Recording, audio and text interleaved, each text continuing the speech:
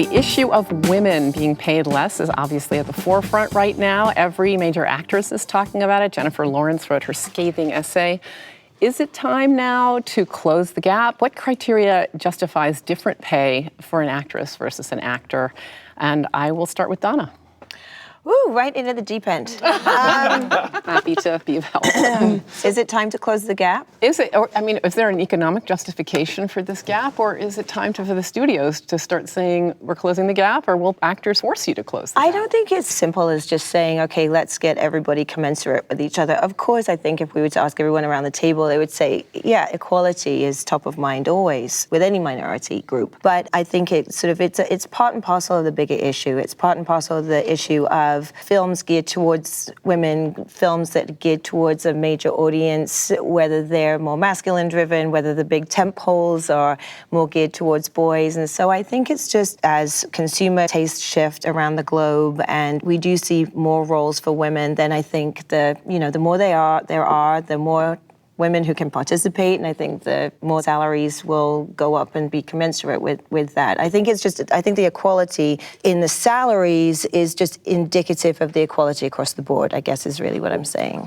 Well, I think when you look at compensation in general, it's so driven by, so much of our business is now about the international performance, so a lot of it is driven by that. We just started putting together a movie with Stacey's old home, DreamWorks, Ghost in the Shell with Scarlett Johansson. She was coming off of Lucy, which had just done a giant number internationally. Mm-hmm. I don't think anyone would look at what she's gonna get paid for that movie and feel like she was being discriminated against. So I think it does ultimately come to what is the market potential of a given movie and a given role. It certainly feels like where the marketplace is. I know there could be some exceptions, and I think Jennifer Lawrence was looking at a very specific piece of information, but a lot of times it is about what people's quotes have been in the past. She was obviously on the rise. There were a lot of other people who'd been in different movies before.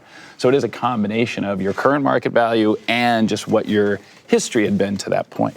But I do think that the issue of opportunity for women is real and it's in front of us. And it's incumbent upon us, as business leaders to really address it seriously. Mm-hmm. So I think, when you listen to what's happening at the national election level and the conversation that's happening there, it's top of mind about, women's opportunities. And I feel an obligation to look into it professionally in my kind of executive capacity, and also just as a woman in the business. I feel like I probably could mentor more. I could probably extend myself personally more to enable young female writers and directors to have some access and information about how to navigate through the process. I would just add, I think I agree with what each of my colleagues has said, and would simply add that I don't think gender bias has a place in a discussion about what an actor or actress should be paid. I don't think that criterion should enter into the discussion. It shouldn't matter.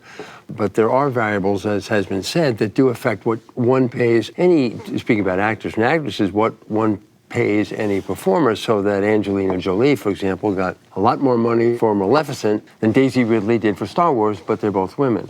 It's a function of lots of different variables. But I agree with Stacey that the subject of consciousness and proactivity in terms of equality for women in our industry should be a priority for us all, as it should be for the rest of American business. Yeah. Equal pay for equal work. Yeah.